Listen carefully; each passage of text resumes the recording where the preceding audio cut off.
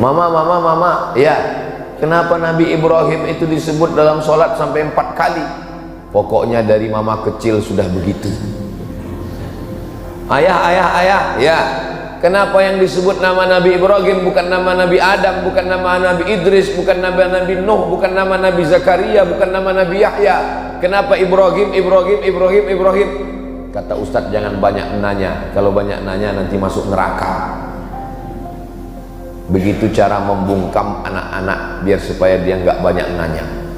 Kalau anak bertanya, itu menunjukkan dia berpikir, maka usahakan untuk menjawab. Kalau belum bisa jawab, cari jawabannya di channel Ustadz Abdul Somad Official. Subscribe, like, share, and comment. Kenapa Nabi Ibrahim alaihissalam? Karena semua agama samawi ketemu pada titik Ibrahim alaihissalam. Samawi diambil dari kata sama. Sama artinya langit. Agama yang diturunkan dari langit, yang dibawa oleh Nabi, disebut dengan samawi. Nabi Ibrahim punya anak namanya Ishak. Ishak punya anak namanya Yakub. Yakub punya anak namanya Yusuf. Yusuf punya saudara namanya Imran. Imran punya anak cucu keturunan namanya Musa. Agama yang dibawa oleh Nabi Musa adalah agama Islam, tapi dirubah oleh orang Yahudi. Mereka sebut nama agama sekaligus suku mereka dengan suku Yahudi. Enggak Pak Ustadz, itu sekarang negaranya bukan Yahudi, namanya Israel. Apa beda Yahudi sama Israel? Nabi Ibrahim punya anak namanya Ishak. Ishak punya anak namanya Yakub. Yakub namanya dua, satu Yakub, satu lagi Israel. Maka anak cucu keturunan Yakub disebut dengan Bani Israel. Isra artinya hamba, El artinya Tuhan. Israel hamba Tuhan. Asli nama itu bagus, cuman anak cucunya tidak bagus. Israel hamba Tuhan. Bahasa Arabnya Abdul Somad. Abdul itu hamba, Somad itu Tuhan. Jadi nama saya ini kalau Israel. Tapi jangan nanti gara-gara ini ada yang hamil, mohon maaf, punya anak. Pak Ustadz, siapa kasih nama anak saya? Israel. Nanti dia diserang Palestina. Bismillahirrahmanirrahim. Assalamualaikum warahmatullahi wabarakatuh.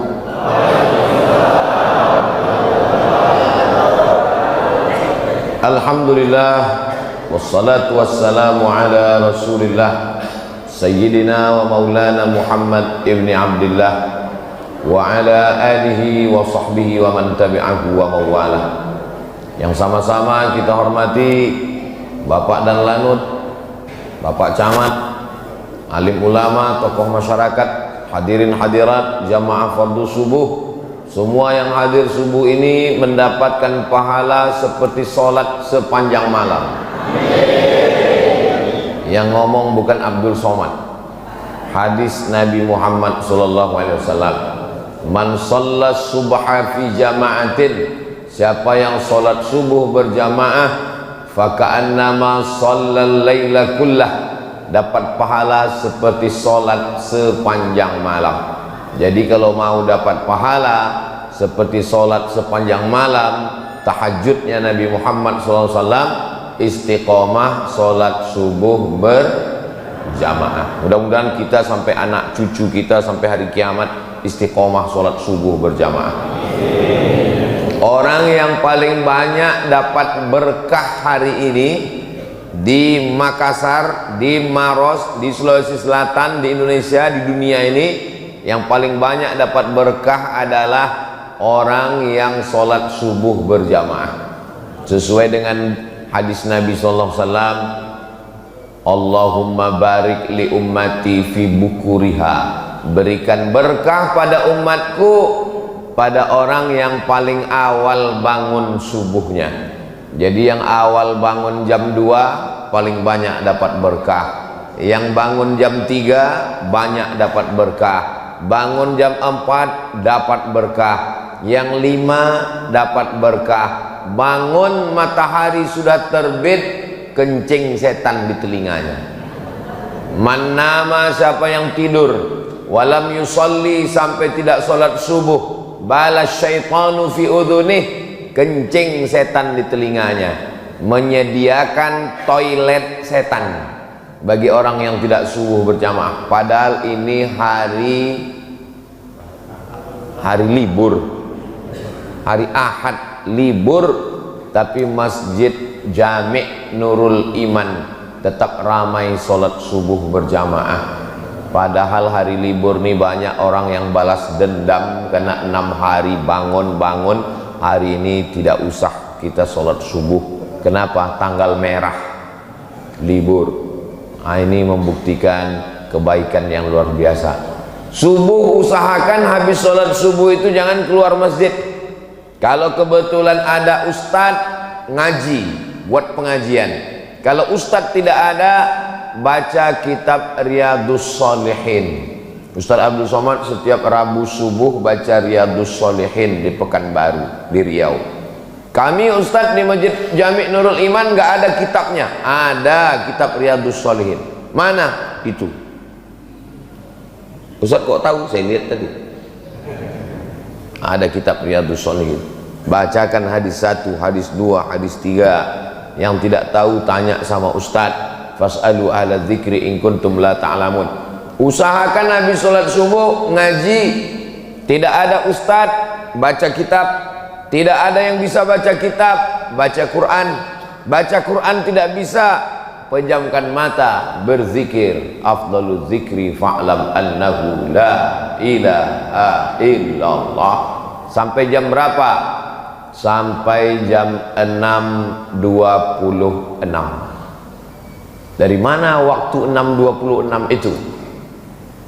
Terbit matahari haram sholat, tergelincir matahari haram sholat, tenggelam matahari haram sholat. Kenapa 3 waktu itu tidak boleh sholat? Karena menyerupai perbuatan musyrik jahiliyah Lata, Uzza, Manat, Hubal, Jibti, Taghut, Naham. Makanya tenggelam matahari tidak boleh sholat menjelang tenggelam matahari sampai nampak merah di ufuk barat, barulah boleh, namanya sholat maghrib. Tergelincir matahari tidak boleh sampai masuk waktu zuhur, lebih kurang 10 menit sebelum waktu zuhur, sampai akhirnya azan zuhur baru boleh sholat.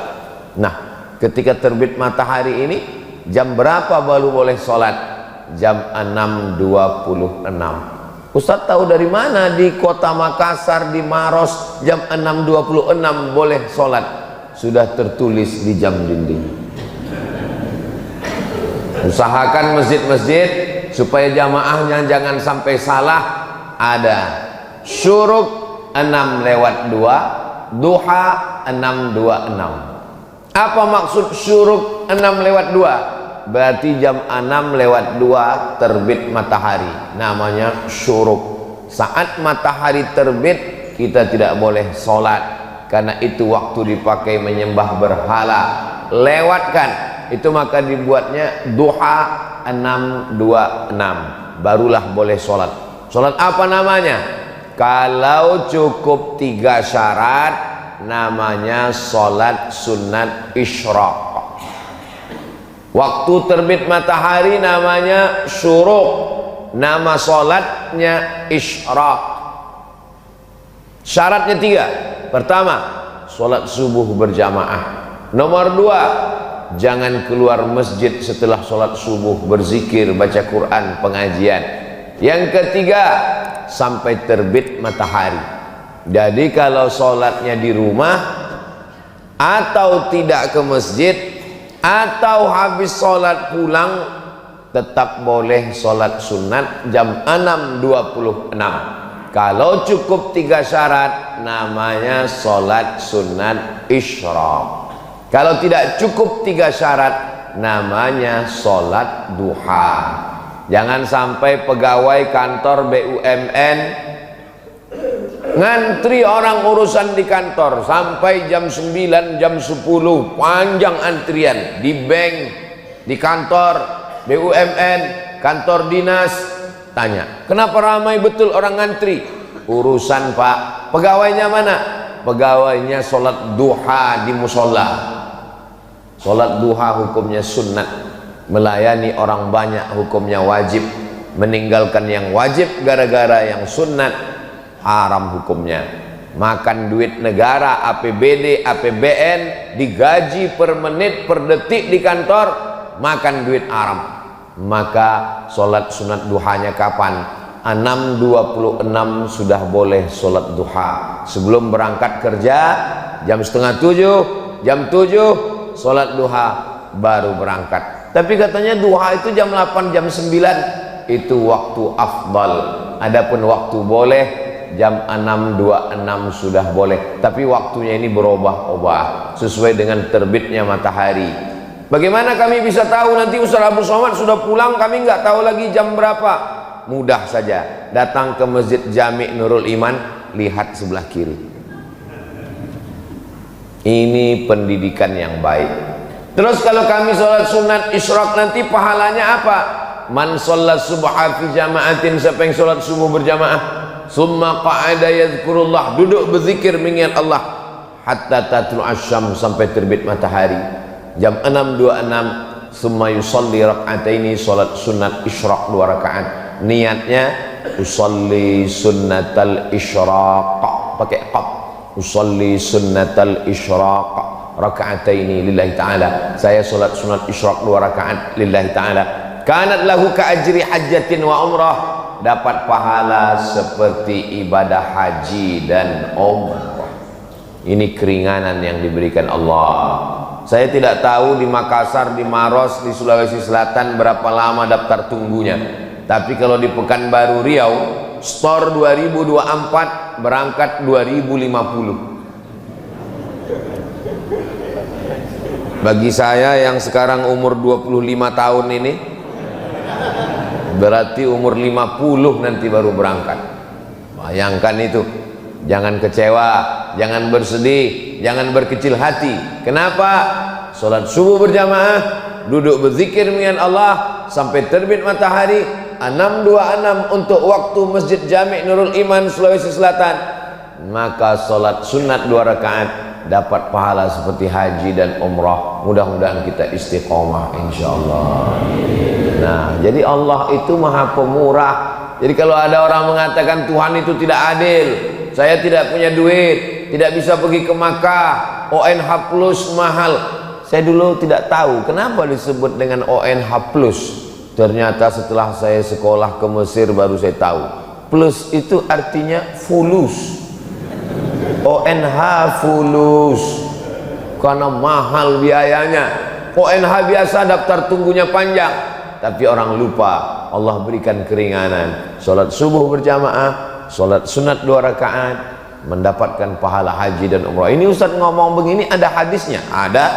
Di mana hadisnya? Dalam Sunan At-Tirmidzi. Siapa yang menulis kitab itu? Imam Abu Isa Ibnu Sawrah At-Tirmidzi. Itu hadisnya sahih atau tidak sahih? Hadisnya hadisun hasan. Nah, hasan kan tidak sahih. Sahih dengan hasan sepakat ulama boleh dijadikan sebagai landasan akidah, landasan hukum halal haram, dan landasan dalam beribadah. Maka jangan ragu tentang melaksanakan sholat sunat isyraq. Apakah nanti kita laksanakan sendiri-sendiri atau berjamaah? Sendiri-sendiri. Selesai saya tausiah, Bapak Ibu sholat sunat isyraq. Ketika Bapak Ibu sedang sholat sunat, saya pun pulang. Cuman di belakang nih nggak ada pintu nampaknya. Oh ada. Bapak Ibu yang dimuliakan Allah Subhanahu wa taala. Kira-kira kalau dalam sholat kita menyebut nama orang boleh atau tidak?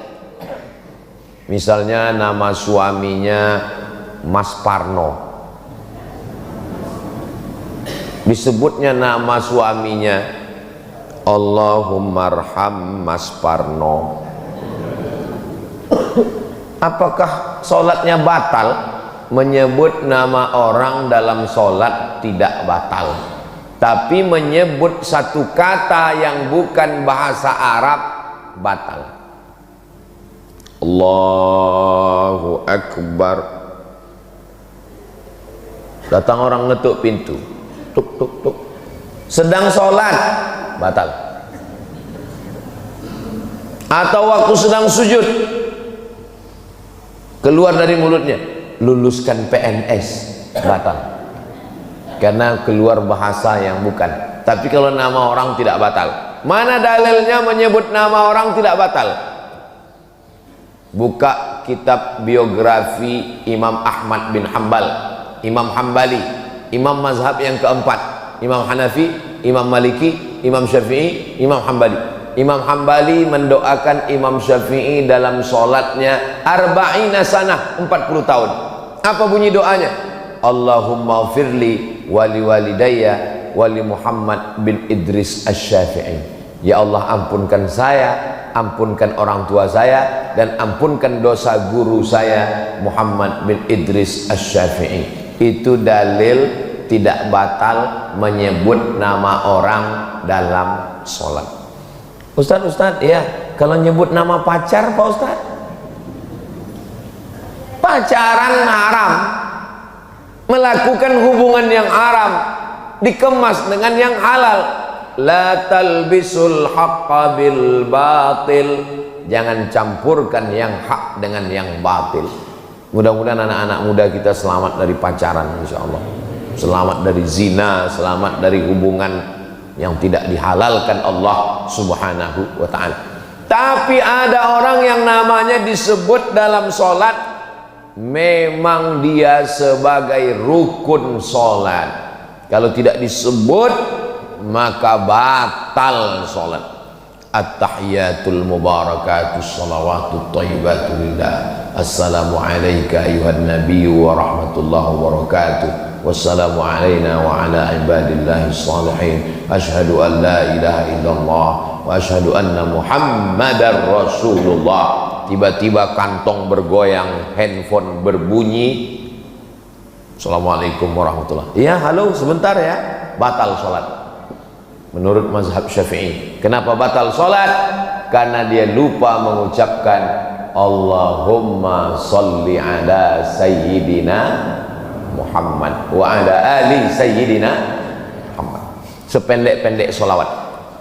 Tapi kata Syekh Ali Jum'ah, guru besar usul fiqih, mantan mufti Mesir, ulama Al-Azhar, kata beliau, sholawat yang paling afdal, sholawat yang ada nama Ibrahimnya, disebut dengan sholawat Ibrahimiyah. Allahumma salli ala sayyidina Muhammad wa ala ali sayyidina Muhammad kama sallaita ala sayyidina Ibrahim wa ala ali sayyidina Ibrahim. Allahumma barik ala sayyidina Muhammad wa ala ali sayyidina Muhammad kama barakta ala sayyidina Ibrahim wa ala ali sayyidina Ibrahim. 4 kali. Ustaz Abdul Somad masuk ke Masjid Jami' Nurul Iman, menyebut namanya sudah 12 kali. Kok 12 kali Ustaz? Masuk tadi tahiyatul masjid, Ibrahim, Ibrahim, Ibrahim, Ibrahim. Habis itu qabliyah subuh, Ibrahim, Ibrahim, Ibrahim, Ibrahim. Habis itu sholat subuh, Ibrahim, Ibrahim, Ibrahim, Ibrahim. Habis itu nanti sholat sunat isyraq, Ibrahim, Ibrahim, Ibrahim. Itu di dalam sholat. Bagaimana dengan di luar sholat? Sayang saya dengan ayah saya, dengan ibu saya, belum ada saya sebut namanya. Tapi nama dia sudah kita sebut. Kama sallaita ala sayyidina Ibrahim wa ala ali sayyidina Ibrahim kama barakta ala sayyidina Ibrahim wa ala ali sayyidina Ibrahim. Nanti anak ibu nanya, mama, ya, kenapa Nabi Ibrahim itu disebut dalam sholat sampai 4 kali? Pokoknya dari mama kecil sudah begitu. Ayah, ya, kenapa yang disebut nama Nabi Ibrahim bukan nama Nabi Adam, bukan nama Nabi Idris, bukan nama Nabi Nuh, bukan nama Nabi Zakaria, bukan nama Nabi Yahya? Kenapa Ibrahim? Kata Ustadz, jangan banyak nanya. Kalau banyak nanya nanti masuk neraka. Begitu cara membungkam anak-anak biar supaya dia nggak banyak nanya. Kalau anak bertanya, itu menunjukkan dia berpikir, maka usahakan untuk menjawab. Kalau belum bisa jawab, cari jawabannya di channel Ustadz Abdul Somad Official. Subscribe, like, share, and comment. Kenapa Nabi Ibrahim alaihissalam? Karena semua agama samawi ketemu pada titik Ibrahim alaihissalam. Samawi diambil dari kata sama. Sama artinya langit. Agama yang diturunkan dari langit, yang dibawa oleh Nabi, disebut dengan samawi. Nabi Ibrahim punya anak namanya Ishak. Ishak punya anak namanya Yakub. Yakub punya anak namanya Yusuf. Yusuf punya saudara namanya Imran. Imran punya anak cucu keturunan namanya Musa. Agama yang dibawa oleh Nabi Musa adalah agama Islam, tapi dirubah oleh orang Yahudi. Mereka sebut nama agama sekaligus suku mereka dengan suku Yahudi. Enggak Pak Ustadz, itu sekarang negaranya bukan Yahudi, namanya Israel. Apa beda Yahudi sama Israel?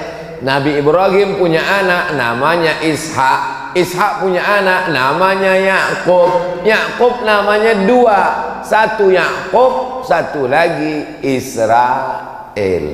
Maka anak cucu keturunan Yakub disebut dengan Bani Israel. Isra artinya hamba, El artinya Tuhan. Israel hamba Tuhan.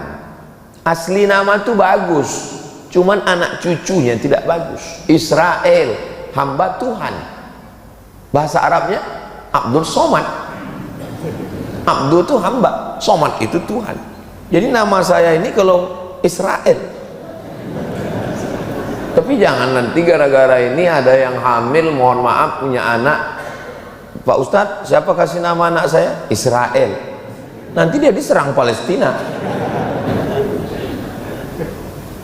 Maka disebut dengan Bani Israel. Kalau Yahudi, Nabi Ibrahim punya anak namanya Ishak. Ishak punya anak namanya Yakub. Yakub punya anak namanya Yusuf. Yusuf punya saudara seibu sebapak namanya Yahuza.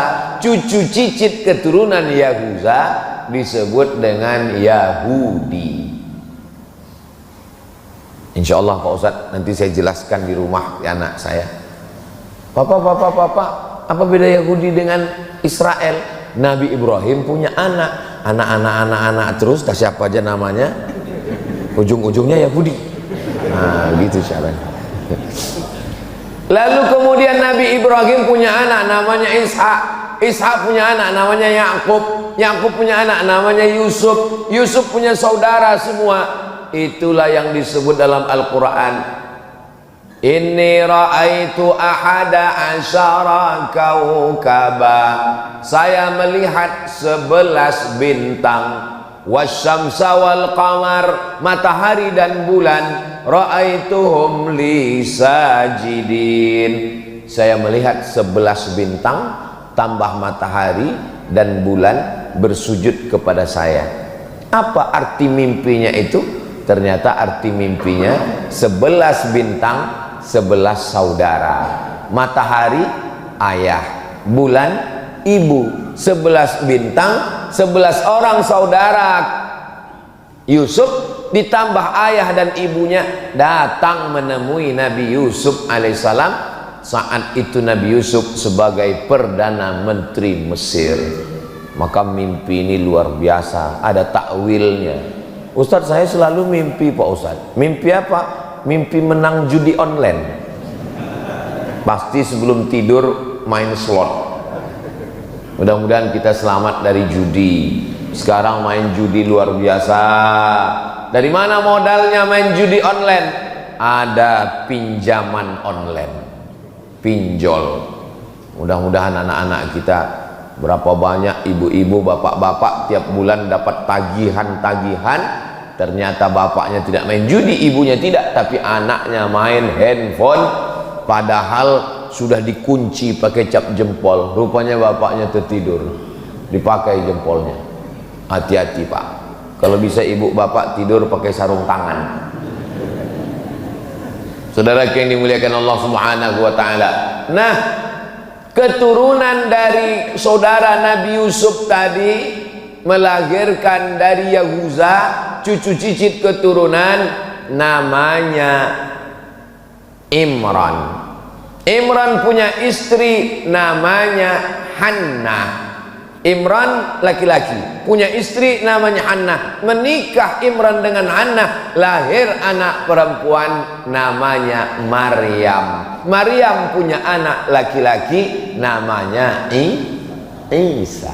Jadi Isa dengan Musa ketemu pada titik Ibrahim alaihissalam. Lalu Nabi Muhammad SAW dari jalur mana? Nabi Muhammad juga keturunan Nabi Ibrahim, tapi bukan dari jalur Ishak, tapi Nabi Muhammad dari jalur Ismail.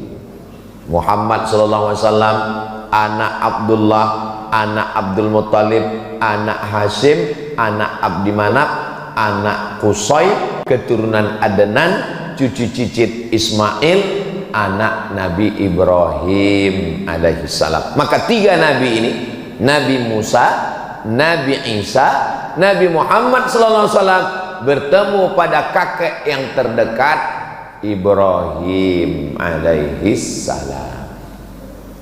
Saya ini keturunan Nabi. Bagus. Ustaz Somad keturunan Nabi. Saya keturunan Nabi. Nabi apa? Nabi Adam. Kalau ada di sini orang yang mengaku saya bukan keturunan Nabi Adam, mohon maaf, berarti keturunan monyet. Bukan kata saya, kata Charles Darwin, teori evolusi. Karena kata dia, dunia ini awalnya nggak ada manusia, tapi lalu kemudian monyet berevolusi menjadi manusia. Salah satu cirinya adalah ada bulu di badannya. Saya lihat berbulu badan saya. Berarti saya dari monyet. Na'udzubillah. Kita tidak evolusi dari monyet. Justru monyet itulah yang berasal dari manusia. Ketika disuruh Allah untuk mencari ikan hari Sabtu, wahai Bani Israel, kamu mau beribadah hari apa? Pilih. Senin, Selasa, Rabu, Kamis, Jumat, Sabtu. Pilih mau ibadah hari apa? Kata orang Yahudi, kami mau beribadah hari Sabtu ya Tuhan, hari Sabat namanya. Lalu kemudian pada hari Sabtu banyak ikan datang. Wa yauma la yasbituna la ta'tihim. Pada hari Sabtu banyak ikan, di hari yang lain nggak ada ikan. Mereka pun sibuk mencari ikan pada hari Sabtu sampai lupa beribadah. Allah murka dan marah. Apa kata Allah? Kunu qiradatan khasiin. Berubahlah kamu menjadi monyet. Karena Allah Subhanahu wa taala murka.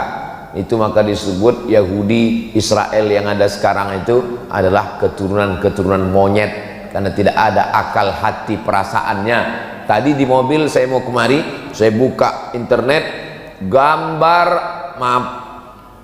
jenazah-jenazah anak-anak kecil korban dari serangan Israel ke Palestina. Mudah-mudahan Allah menolong saudara kita di Palestina.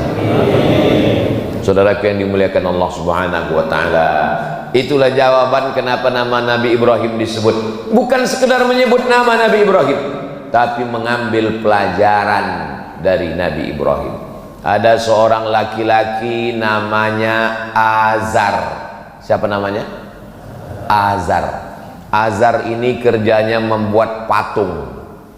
Patung dibuat, dijual. Semua patung-patung yang disembah oleh masyarakat Babilonia, Babel. Dalam Quran disebut daerah itu Bibabila, Babel. Nanti kita kalau ditanya Babel itu di mana? Babilonia, Irak. Bukan Babel Bangka Belitung. Itu di samping Pulau Sumatera, di Sumatera Selatan, Palembang. Ini Babel, Babilonia, Irak. Di Irak ini mereka menyembah berhala, patung-patung. Dan patung itu yang membuatnya, tukang buatnya namanya Azar. Azar punya anak laki-laki namanya Ibrahim. Diabadikan nama Azar dalam Al-Quran. Wa idh qala Ibrahimu li abihi Azara. Ingatlah ketika Ibrahim berkata kepada bapaknya Azar, atattakhidhu asnaman alihah, mengapa engkau membuat patung berhala menjadi Tuhan? Azar ngamuk. La illam tantahi, kalau kau tidak berhenti menceramahi aku, mendakwahi aku, melarang aku buat patung, nyembah patung, la arjumannaka, ku lempar kamu pakai batu sampai mati. Wahjurni maliya, tinggalkan aku. Ibrahim, jangan ceramahi saya. Kalau kamu tetap menceramahi saya, mendakwahi saya, la arjumannaka, saya rajam kamu, saya lempar kamu pakai batu sampai mati. Wahjurni maliya, tinggalkan saya. Nabi Ibrahim orangnya lembut. Apa kata Nabi Ibrahim? Sa'astaghfiru laka rabbi, aku akan memintakan ampun kepada Allah untukmu. Innahu kana bi hafiya, Allah mengampunkan segala dosa-dosa saya, dan Allah dekat dengan saya, Allah mengabulkan doa saya. Ini pelajaran bagi pemuda hijrah, anak-anak muda yang taubat, tergabung dalam Biker Subuhan, anak-anak muda yang hijrah taubat, membuat komunitas. Rata-rata pertanyaan mereka mirip nasibnya macam Nabi Ibrahim. Assalamualaikum Ustadz. Waalaikumsalam. Boleh nanya Pak Ustadz? Boleh. Apa pertanyaannya? Gimana Pak Ustadz, ayah saya nggak sholat? Tenang adik-adik, nasib kalian macam Nabi Ibrahim. Belum ada apa-apanya itu. Nabi Ibrahim punya ayah bukan sekedar nggak sholat, tukang cetak batu berhala. Bayangkan, semua patung-patung berhala yang disembah orang kafir musyrik, tertulis di tengkuknya made in Azar. Dia punya percetakannya. Itulah ayah Ibrahim. Tapi dia tetap beradab, sopan santun. Dia tidak mengatakan, Azar kafir, penghuni neraka jahanam. Makanya jangan kalian mentang-mentang udah ngaji, udah hijrah, udah tobat, udah sholat, pulang ke rumah, panggil ayah sama ibu yang belum sholat, ya ayyuhalladzina kafaru. Mana adabmu? Mana sopan santunmu? Jangan ajari ayahmu bicara, jangan ajari ibumu berkata-kata. Kenapa? Karena kau pandai bicara, mereka yang mengajarmu. Anak tidak pernah tua di depan mata orang tua.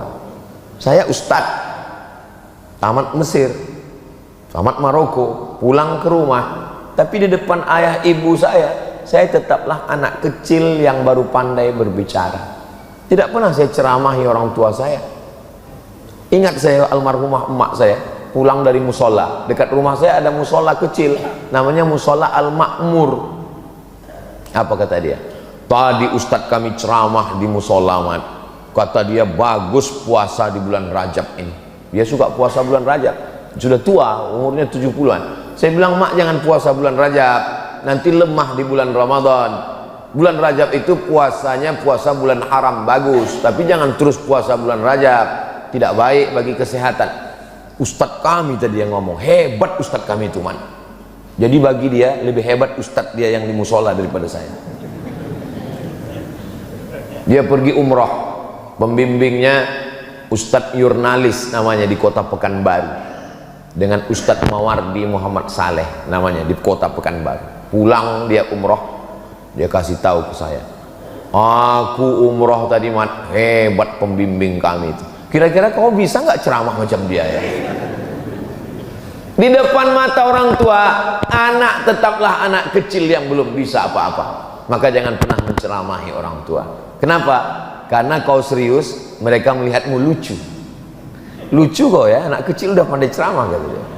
Maka doakan mereka berakhlakul karimah, belikan dia kain sarung, belikan dia peci, belikan dia tasbih. Ibu belikan dia mukena, berikan dia hadiah, doakan dia tengah malam, teteskan air mata, munajat kepada Allah, berlemah lembutlah kepada dia. Jangan sampai ibumu, ayahmu berkata, dulu kusangka kalau anakku hijrah ngaji dengan Ustadz Abdul Somad dia jadi baik, sekarang malah kurang ajar.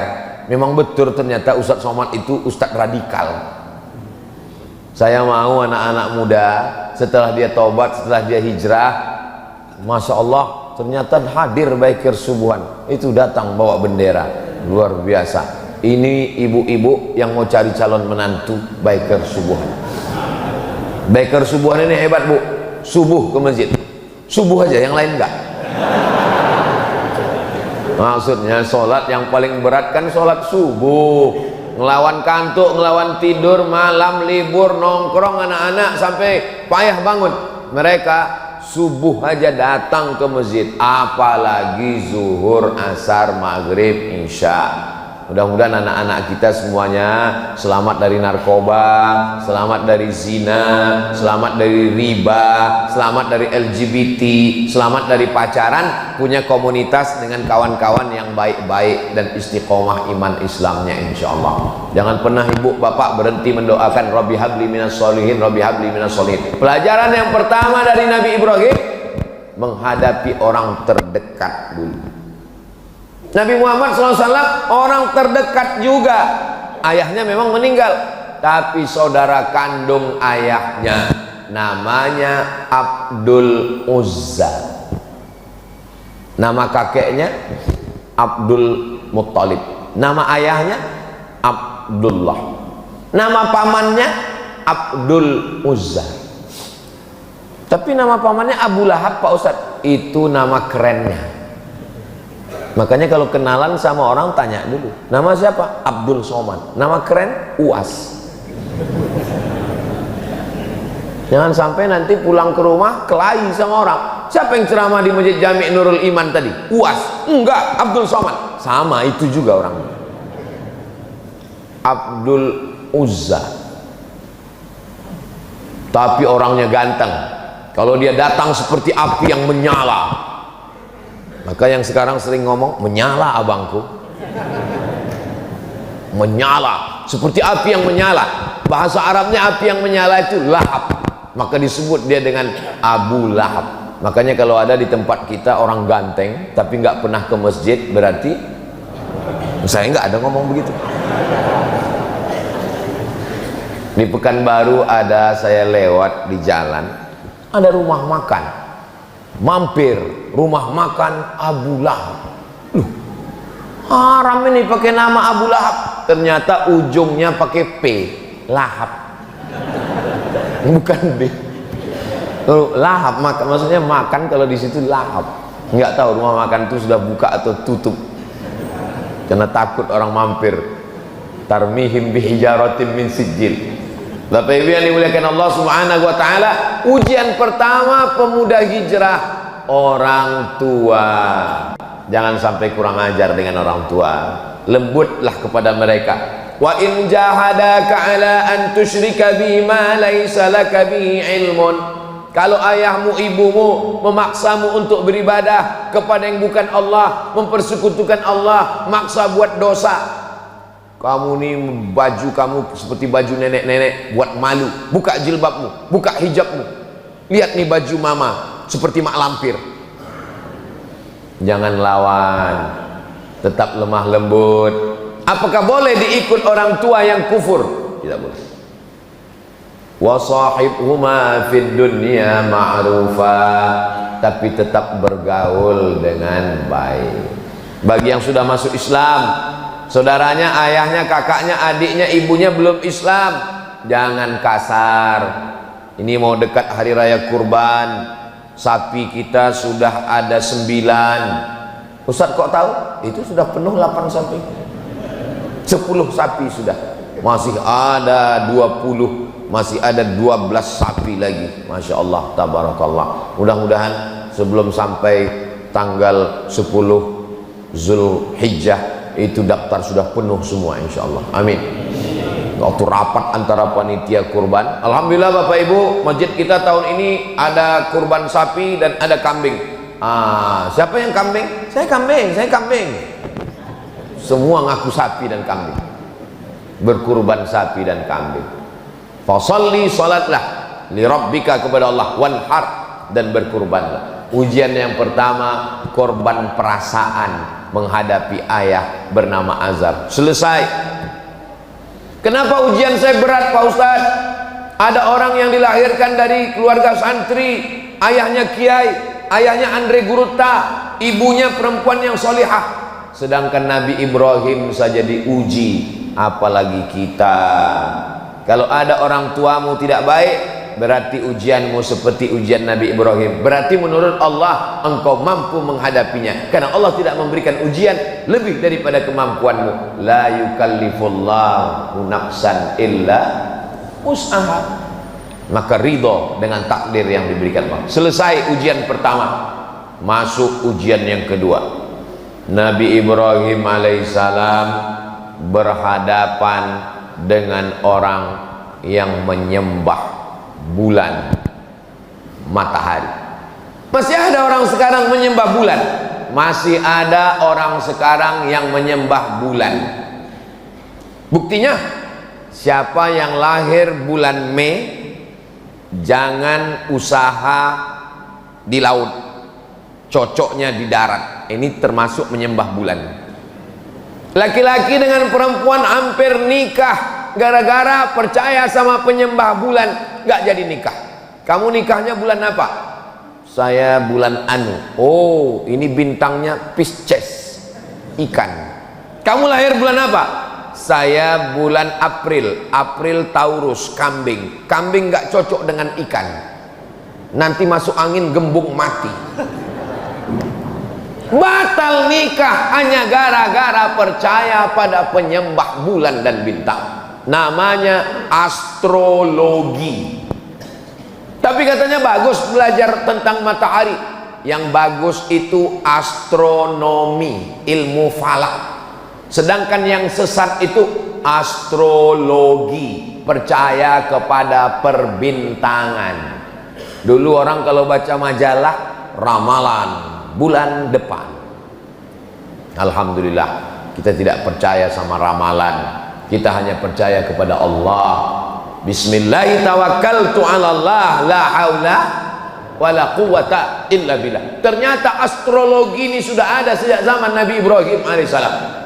Nenek moyang kita menyebutnya dengan ilmu nujum. Nujum diambil dari kata najam. Allah bersumpah dalam Al-Quran, wan najmi idza hawa, demi najam.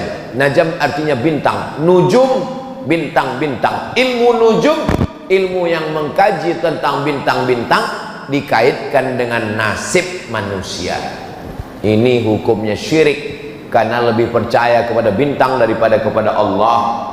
Meniadakan kuasa Allah, yang berkuasa adalah planet bintang-bintang. Dalam Islam diajarkan la ilaha illallah. Tidak ada itu kuasa bintang-bintang bisa mempengaruhi nasib manusia.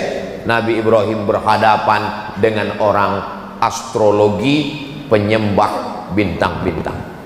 Ada dalam Al-Quran. Ada dalam Al-Quran.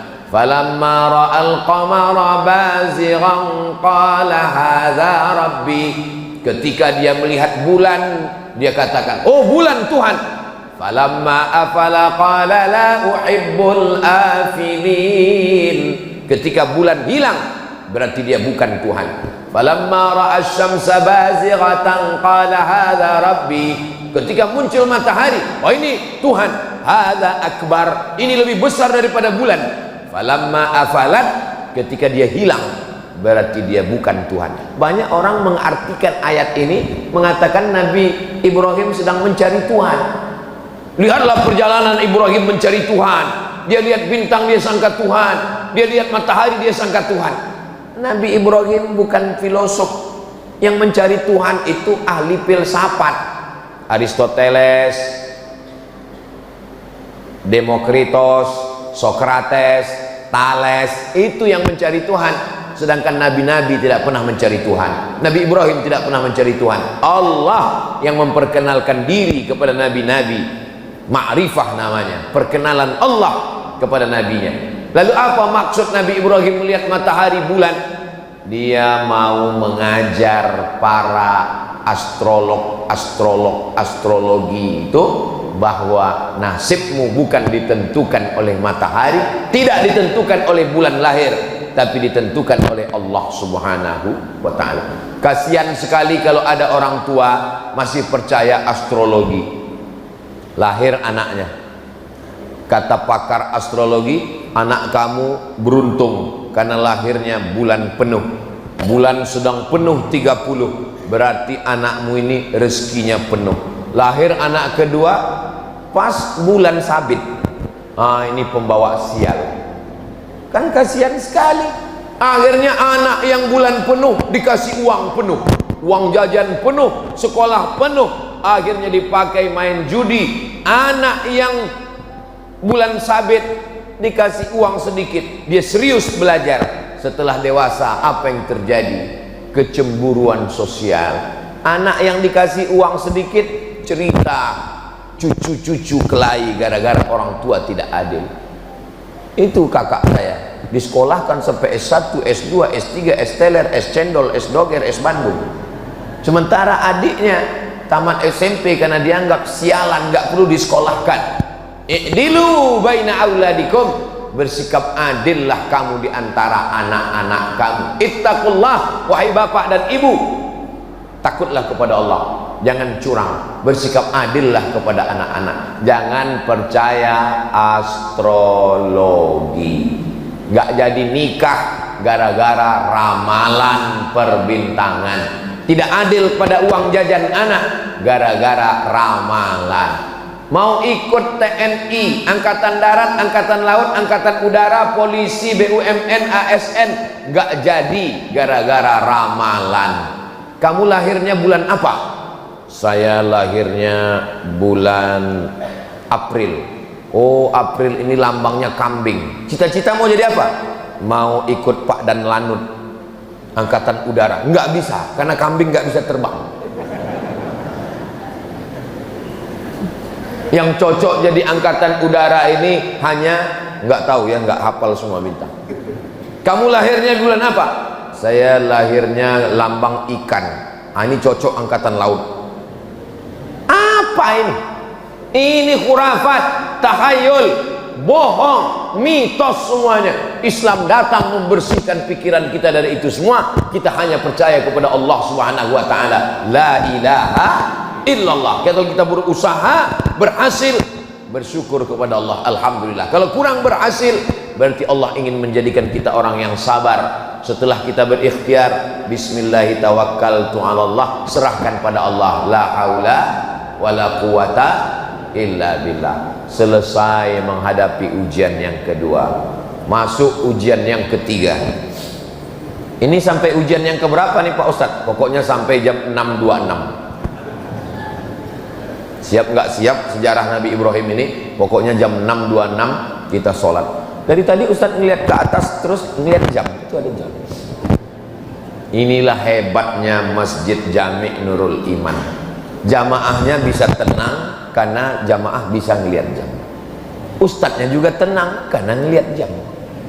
Jadi dibuat jam itu dua arah, satu untuk jamaah, satu untuk ustadz.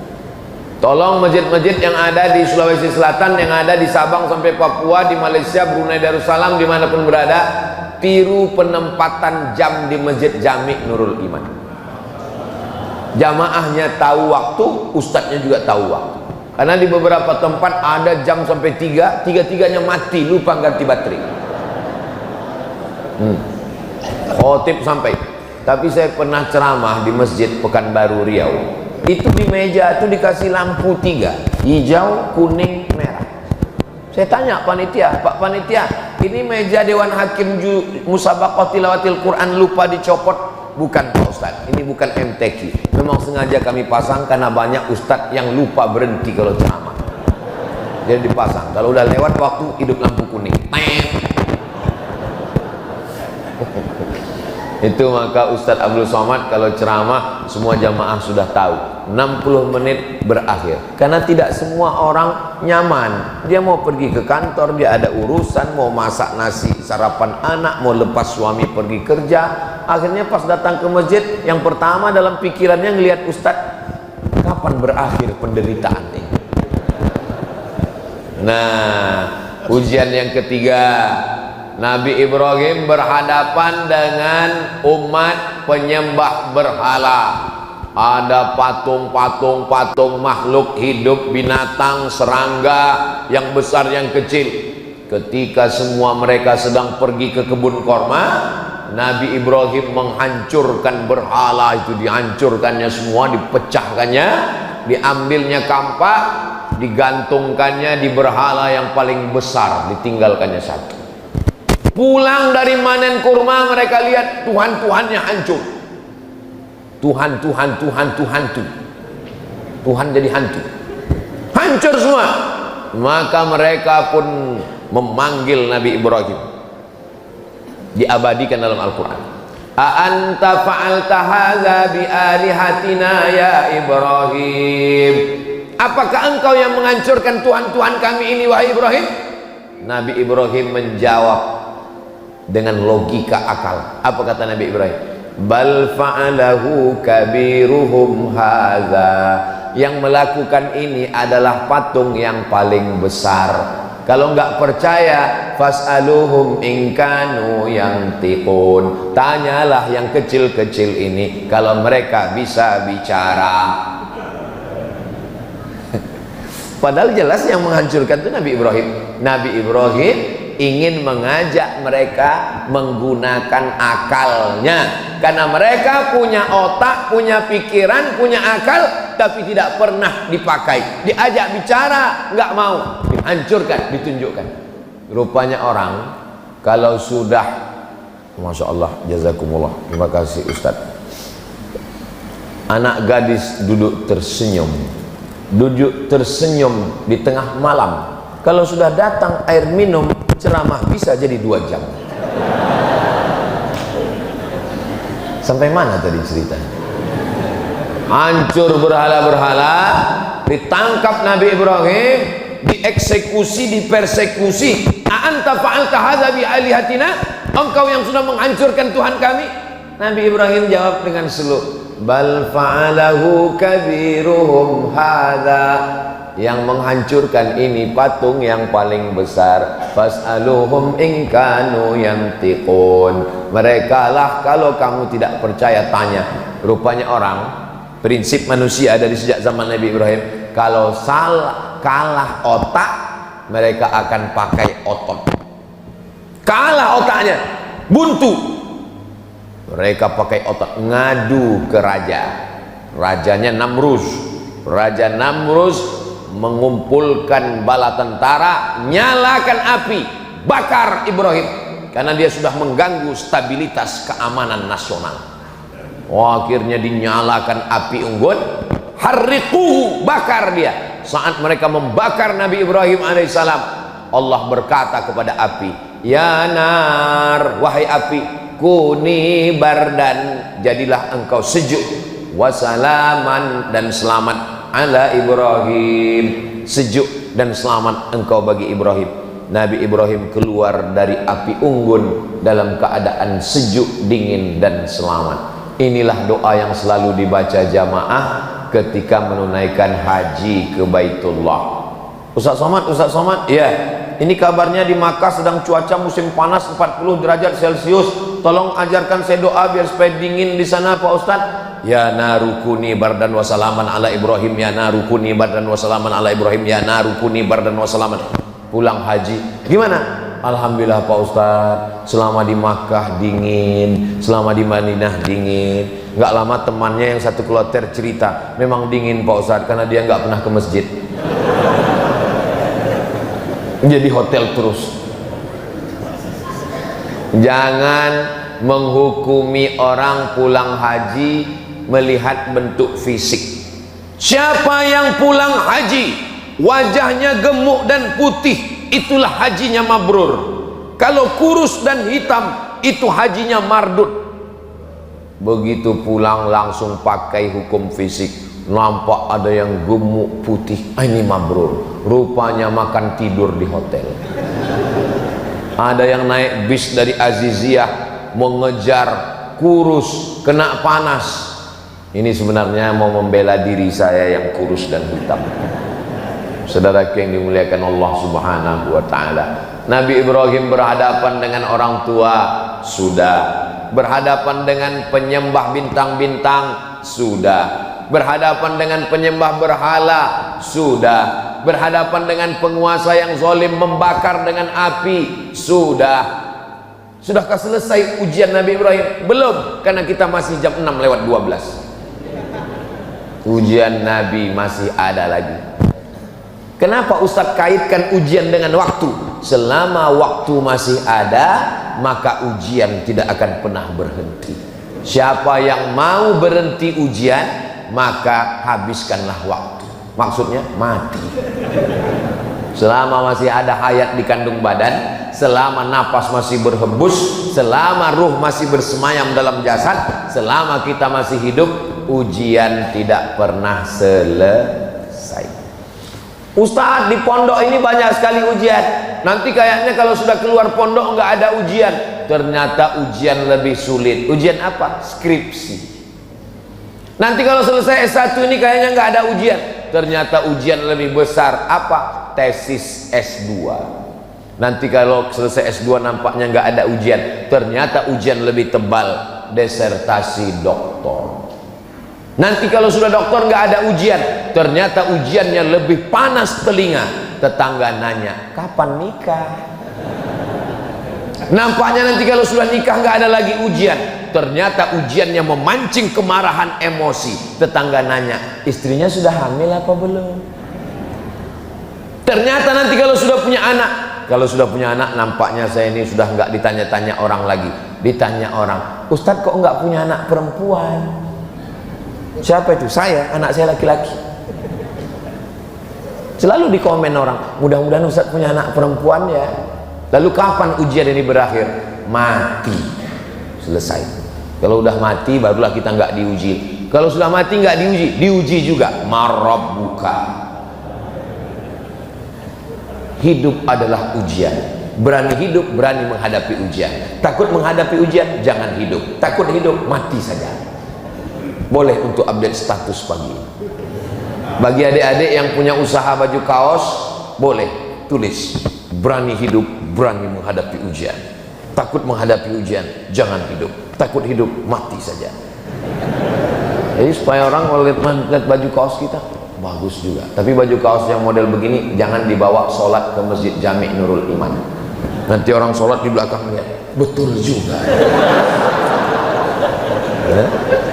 Nah, Nabi Ibrahim diuji lagi. Selagi masih hidup diuji.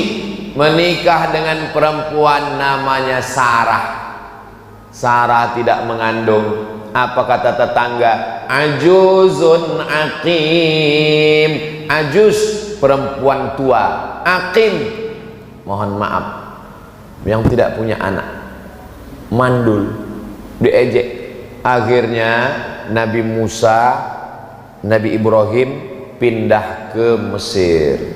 Dari Babilonia pindah ke Palestina. Di Palestina nikah dengan Sarah. Sarah tidak punya anak, pindah ke Mesir. Di Mesir ada seorang perempuan menjadi pembantu.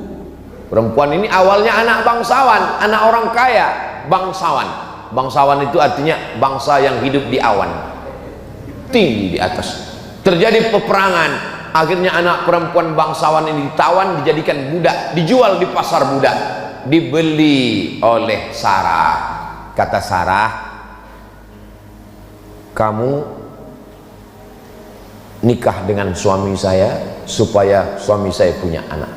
Itulah cerita asal muasal Sarah. Jadi bukan Nabi Ibrahim yang mencari-cari, WhatsApp, enggak ada.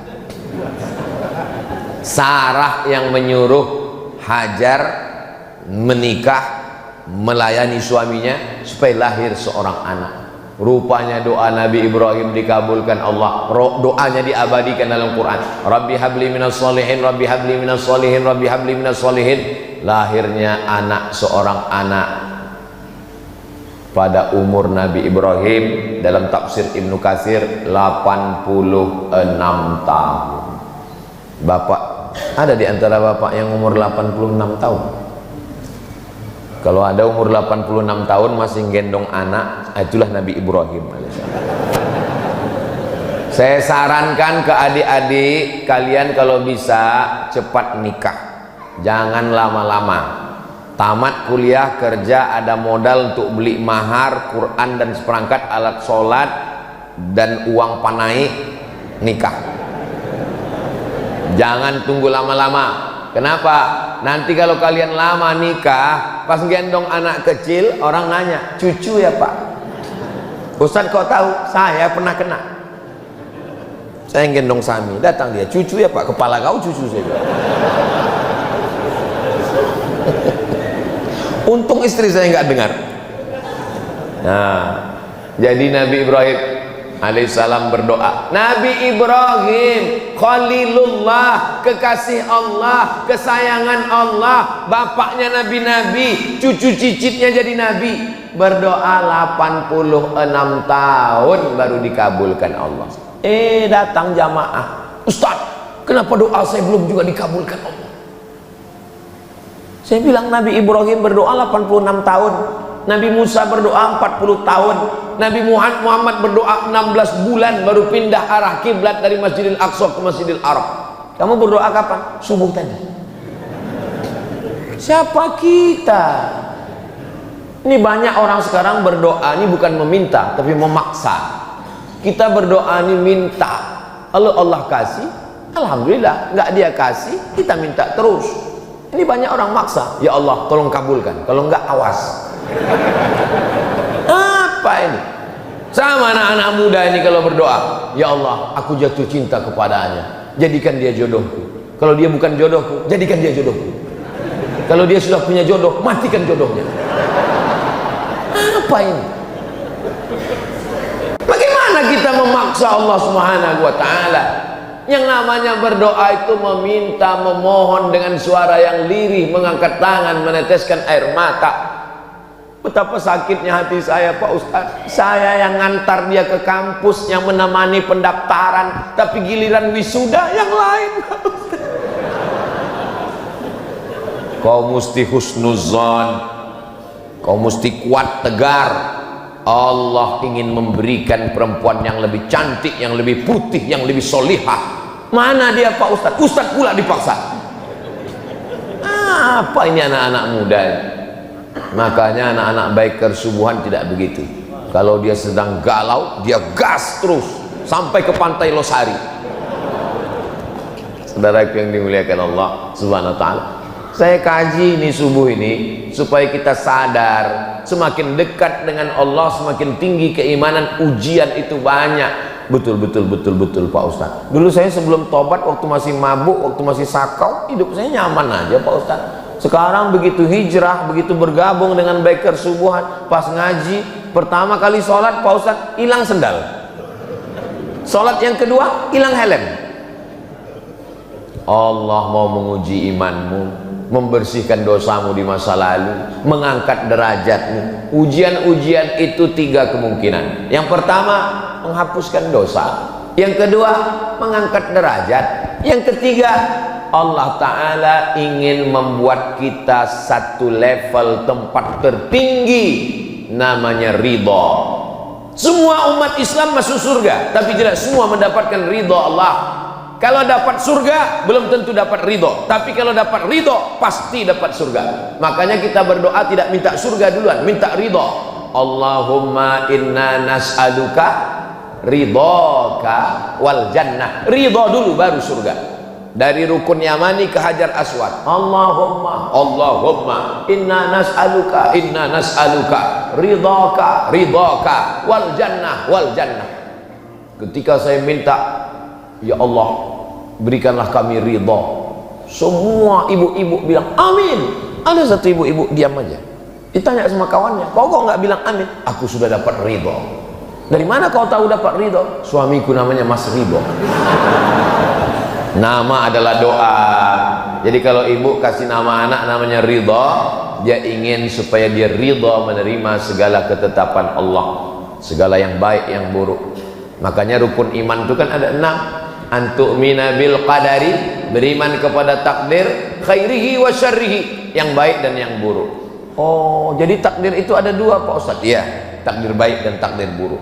betul-betul sesuai dengan saya dan suami Pak Ustadz. Maksudnya Bu, saya bagi suami saya ini takdir baik dia Pak Ustadz, tapi dia bagi saya itu takdir buruk saya Pak Ustadz. Allah Subhanahu wa Ta'ala mempertemukan kalian di tempat yang baik, dalam majelis yang baik, dengan cara yang baik, supaya kita mendapatkan kebaikan-kebaikan. Nabi Ibrahim tidak pernah lepas daripada ujian. Sudah punya anak, apa kata Allah Subhanahu wa Ta'ala? Antarkan anakmu ke Baitullah, dari Masjidil Aqsa ke Masjidil Haram. Jaraknya 1500 km, naik unta menyeberang lautan gurun pasir. Umur Nabi Ismail, kata Imam Al-Qastullani, Imam Badruddin Al-Aini dalam syarah Sahih Bukhari, wa umruhu sanataini, umur Nabi Ismail 2 tahun. Umur 2 tahun, umur lagi-lagi lucu-lucunya, lagi sayang-sayangnya, disuruh Allah pisahkan dia ke Baitullah. Ditinggalkan Nabi Ibrahim lah anaknya itu di samping Ka'bah. Diabadikan dalam Quran. Askantu min dzurriyyati, aku tinggalkan anakku Ibrahim fi wadin, Ismail fi wadin, di sebuah lembah, ghairi dzi zar'in, tidak ada tanaman, kering kerontang, panas menggigit, inda baitikal muharram. Lihat adab Nabi Ibrahim. Enggak ada Nabi Ibrahim berdoa, ya Allah teganya engkau. Enggak ada. Apa kata Nabi Ibrahim? Kutinggalkan anakku di lembah yang tak ada tanaman, di samping Baitullah yang mulia. Enggak ada dia katakan tolong jaga dia ya Allah. Enggak, adabnya kepada Allah. Dia hanya bercerita kepada Allah, dia ingin anak itu dijaga oleh Allah Subhanahu wa Ta'ala. Setelah anak itu diletakkannya di samping Ka'bah, Nabi Ibrahim naik ke atas untanya mau pulang ke Palestina. Hajar memegang ujung jubah Nabi Ibrahim. Apa kata Hajar? Allahu amaraka bihada, apakah Allah yang menyuruh engkau melakukan ini wahai Ibrahim? Kenapa Hajar bertanya itu? Hajar ingin meyakinkan, ini yang nyuruh ini Allah atau istri pertama? Apa kata Hajar? Allahu amaraka bihada, apakah Allah yang menyuruh engkau melakukan ini wahai Ibrahim? Apa kata Nabi Ibrahim dengan satu kata? Naam, iya. Hajar melepaskan ujung jubah Ibrahim. Apa kata Hajar? Idzan lan yudayyi'ana, kalau Allah yang menyuruh, dia tidak akan menyia-nyiakan kami di sini. Yang meninggalkan kami engkau pencari rezeki, yang bersama kami di sini pemberi rezeki. Lalu apa yang kami ragukan? Hajar perempuan yang tegar, perempuan yang luar biasa. Hajar ketika ditinggalkan bukan nangis, Ibrahim. Perempuan yang tangguhlah yang melahirkan anak tangguh luar biasa bernama Ismail alaihissalam. Makanya di balik laki-laki yang hebat ada dua perempuan yang hebat. Jangan tunggu dulu, cepat aja. Maksudnya dua itu maksudnya ibu dan istri, itu maksudnya. Ini orang ini udah lain aja nih Bu, nampak? Di balik Nabi Ismail yang hebat ada dua perempuan yang hebat, ibunya dan istrinya melahirkan orang-orang yang hebat. Nabi Ibrahim hebat, dua perempuan yang hebat, ibunya solihah, nama ibunya Umailah, dan istrinya perempuan yang baik-baik. Itu maka kita selalu menyebut keluarganya Ali Ibrahim wa ala Ali Ibrahim. Ali artinya keluarga, tidak hanya Ibrahim tapi juga keluarganya yang baik-baik. Selesaikah ujian Nabi Ibrahim? Belum selesai. Masih ada ujian menyembelih anak, masih ada ujian membangun Ka'bah, masih ada ujian memanggil jamaah haji. Tapi waktu kita sudah sampai 626. Jangan kemana-mana, kita lanjutkan setelah yang satu ini. Jamaah yang dimuliakan Allah Subhanahu wa Ta'ala, intinya selagi masih ada waktu, ujian tidak pernah akan datang berhenti. Kita siap menghadapi ujian hidup. Bapak Ibu siap menghadapi ujian hidup? Mau nggak siap dia datang juga. Memangnya kalau kita bilang saya nggak siap Pak Ustadz, memangnya datang malaikat membawa, ini ada ujian, kamu siap apa enggak? Kalau kamu siap saya kasih, kalau enggak saya kesana dulu ya. Enggak ada begitu, mau siap enggak siap tetap. Maka kuatkan diri dengan sholat. Allahu Akbar, serahkan kepada Allah. Inna sholati wa nusuki wa mahyaya wa mamati lillahi rabbil alamin. Sholat, zikir, baca Quran itu menguatkan pundak bahu kita untuk menghadapi ujian-ujian. Tapi saya tidak mengatakan saya yang ceramah, saya yang paling siap. Tidak. Doakan Bapak Ibu semua supaya Ustadz Abdul Somad punya hati yang kuat menerima ujian dari Allah Subhanahu. Kita ini kuat kalau saling mendoakan. Kita tidak pernah berpisah. Walaupun saya akan pulang besok pagi ke Sumatera, ke Riau, tapi kita tetap bersama dalam doa, saling mendoakan. Mudah-mudahan kita semuanya istiqomah, mati husnul khatimah. Anak-anak kita semuanya soleh dan solehah. Rezeki kita berkah sehingga kita bisa berhaji ke Baitullah. Ala hadhihi niyah, al-Fatihah. A'udzu billahi minasy syaithanir rajim. Bismillahirrahmanirrahim. Alhamdulillahi rabbil alamin. Arrahmanir rahim. Maliki yaumiddin. Iyyaka na'budu wa iyyaka nasta'in. Ihdinas siratal mustaqim. Siratal ladzina an'amta 'alaihim ghairil maghdubi 'alaihim waladdallin. Amin. Allahumma salli ala sayyidina Muhammad wa ala ali sayyidina Muhammad kama sallaita ala sayyidina Ibrahim wa ala ali sayyidina Ibrahim. Allahumma barik ala sayyidina Muhammad wa ala ali sayyidina Muhammad kama barakta ala sayyidina Ibrahim wa ala ali sayyidina Ibrahim. Allahumma ja'alna sabirin sabura Ibrahim. Jadikan kami orang yang sabar seperti kesabaran Nabi Ibrahim menerima segala ujian-Mu ya Allah. Allahumma ja'alna minal aqwiya quwwata Ibrahim. Jadikan kami orang-orang yang kuat, yang tegar seperti kekuatan ujian menghadapi ujian hidup Nabi Ibrahim alaihissalam.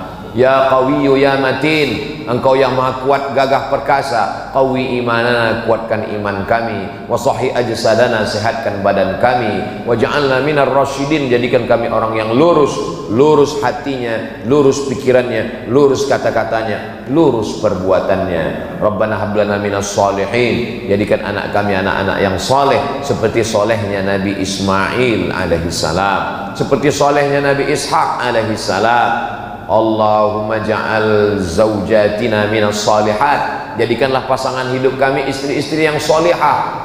Allati tu'inu imanana, yang menolong iman kami, seperti solihahnya Sarah, seperti solihahnya Hajar yang menolong iman Nabi Ibrahim alaihissalam. Rabbana ighfir lana dzunubana, ampunkan dosa kami, wali abaina, ayah kami, wali ummahatina, ibu kami, wali azwajina, pasangan hidup kami, wali dzurriyyatina, anak keturunan kami, wali man hadarana, semua jamaah yang hadir pada subuh yang penuh berkah ini ya Allah. Allahumma khtim lana bi husnil khatimah wa la takhtim alaina bi su'il khatimah. Rabbana atina fid dunya hasanah wa fil akhirati hasanah wa qina adzaban nar. Wa sallallahu ala sayyidina Muhammad wa ala alihi wa sahbihi wa sallam. Walhamdulillahi rabbil alamin.